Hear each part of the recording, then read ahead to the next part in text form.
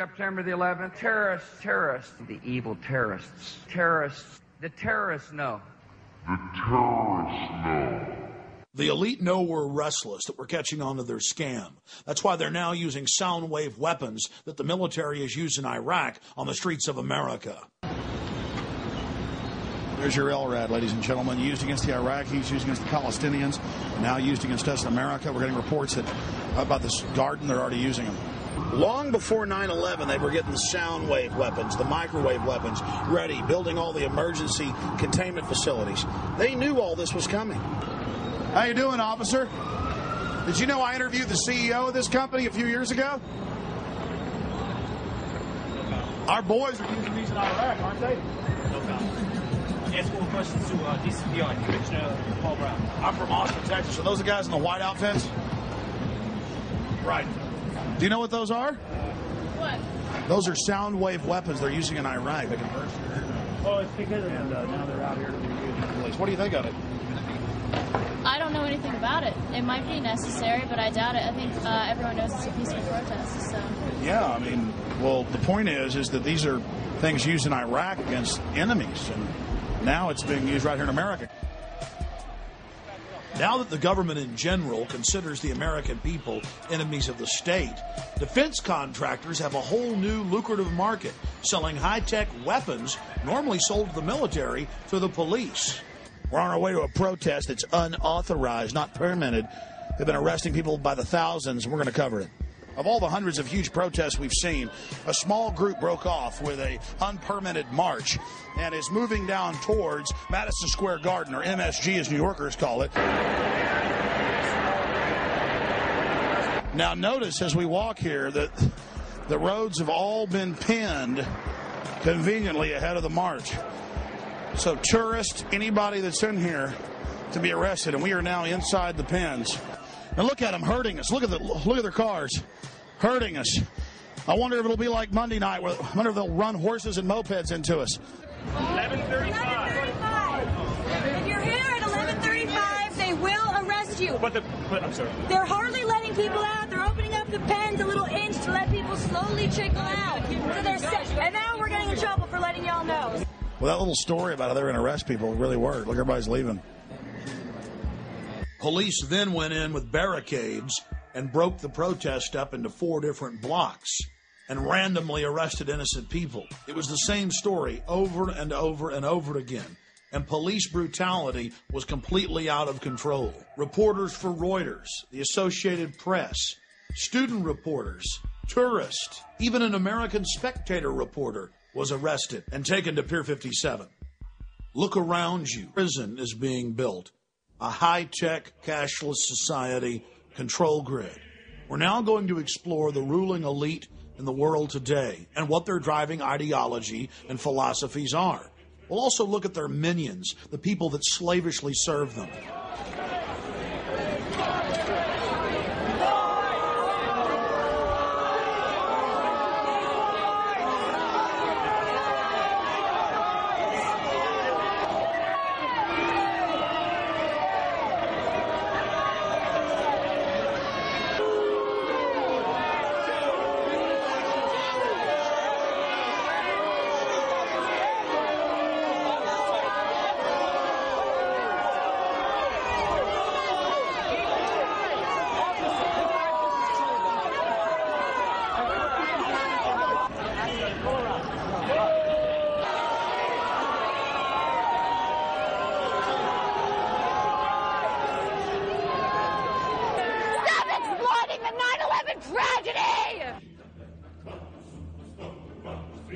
Well, here we are all the way from Austin, Texas, covering the Republican National Convention. What we're seeing here is Skull and Bones coronation number 2. Well, down here you can see the CNN staff, Bush Light. They love the president, put out all the propaganda. They also worship Kerry. So does Fox News when it comes to worshiping Bush. So here's the so-called mainstream media you can trust, which is nothing more than basically a CIA front to propagandize and manipulate the people. But it's all in a slick packaging with a great, impressive background, and that's what people respond to. You know what? I bet most of those so-called Texans down there from that Texas delegation aren't even first-generation Texans. They're just as phony as George W. Bush is. A guy who is from Kennebunkport, Maine, whose daddy speaks with a perfect Atlantic accent. People who were Tories back in the Revolutionary War. They came down carpetbagging to Texas when George was a little boy. And now so many Texans and phony Texans have been sucked in by this and just love the whole motif. But again, it's form over substance. It's the packaging. Yeah, I'm a slave. I'm happy about it. I'm proud of it. I've decided to just join the New World Order. I've decided to just go along with it and have a good time. The media has really been covering Skull and Bones lately, how Bush and Kerry are both members. Are you aware of that organization? I am not. Does it concern you that they both were in the same fraternity in college and just 2 years apart? No, it does not.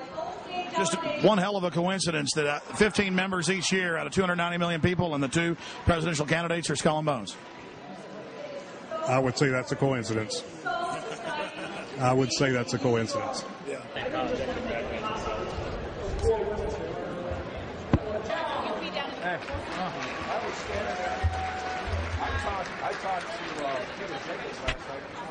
What do you think about Bush and Kerry being cousins and members of Skull and Bones? Excuse me? Did you know Bush and Kerry were cousins? Kissing cousins or what? They really are cousins. They really are. There's only 15 members of Skull and Bones each year out of 290 million Americans, and both of them are Skull and Bones. Certainly you're aware of that. Oh, well, why wouldn't you be? Talk to Bill O'Reilly. He'd have that answer. I know he would. Well, but I'm not talking to Bill O'Reilly. What do you think? Yeah. We need to talk about it. I mean, him and Kerry are cousins. They are members of Skull and Bones. The question is, would he be a Skull and Bones guy today? I mean, you know, people do crazy things when they're young. Well, his dad was a Skull and Bones, and his dad. It's in politicians' autobiographies. You know, it's in the encyclopedia. And it was called the Illuminati. I remember reading about the Illuminati in the 60s, late 60s, when Hal Lindsey came out with a book, The Late Great Planet Earth, and everybody's going to get raptured and go to, you know, and so kids were walking around talking about that theory, and then the Illuminati book came out, or a number of them came out, and it was one world government, one world money system, one world religion. That's all coming now. Oh, it is. Conspiracy theories never work. I mean, look at... Well, every time I bring it up, somebody says, oh, you think it's a conspiracy? No, it's a real group. I want to know what you think. We got into not a debate, but a gal who is a real confirmed Republican. She married a real liberal guy. And the next thing you know, we have her over for dinner. And I hate Bush. And I said, whoa, where'd all that come from? And she got right down to... you know, all the things of all the presidents being involved in this society, all Masons, and that was her whole base. And I hate Bush. And I said, well, then how can she hate Bush? Because Kerry's a member.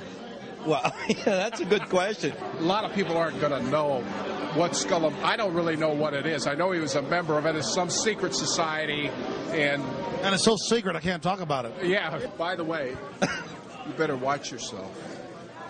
You know what I'm saying? Because if there's anything to it, you're a marked man. You have a good night. Well, I'll tell you what, you're in the right place to be safe. You were both in Skull and Bones, the secret society. It's so secret we can't talk about it. What does that mean for America? The conspiracy theorists are going to go wild. I'm sure they are. I don't know. I haven't seen the website. Number 322? First of all, he's not the nominee, and look, I look forward. Are you prepared to lose? No, I'm not going to lose. You both were members of Skull and Bones, a secret society at Yale. What does that tell us? Not much, because it's a secret. Is there a secret handshake? Is there a secret code?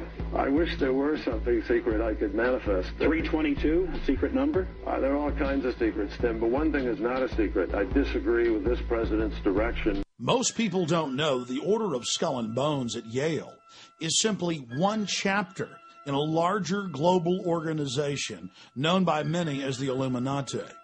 Its symbol is a skull and crossbones and the number 322. Skull and Bones is the name used by the uninitiated or non-members.